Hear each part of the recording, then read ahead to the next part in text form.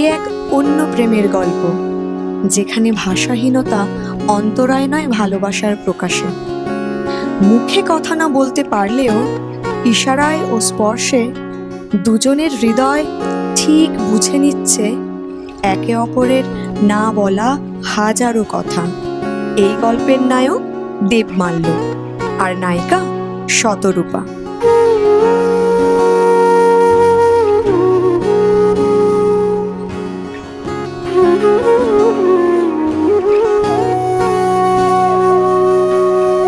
সেদিনও বুঝিনি আমি যে চোখে পড়েছি ধরা, এভাবে আমার হয়ে যাবে। আলগোছে পায়ে পায়ে যে কবিতা হলো শুরু, এভাবে মলাট খুঁজে পাবে। হাওয়া কেন চেনা আঙুলে, হাওয়া কেন আমাকে ছুলে, আমিও কি পড়েছি প্রেমে অকারণ।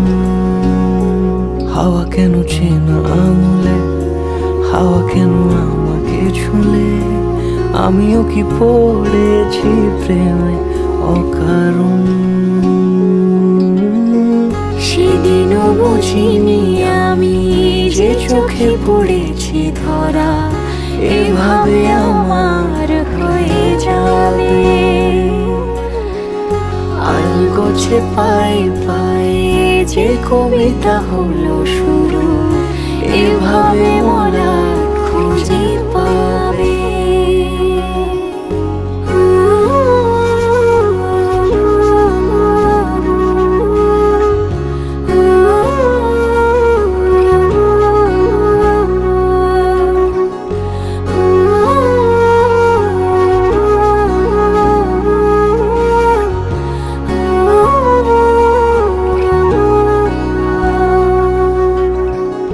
আমি তো বলিনি তাকে সাজানো সিঁড়ির বাঁকে, তবে সে কেমন করে বুঝে নিল সব।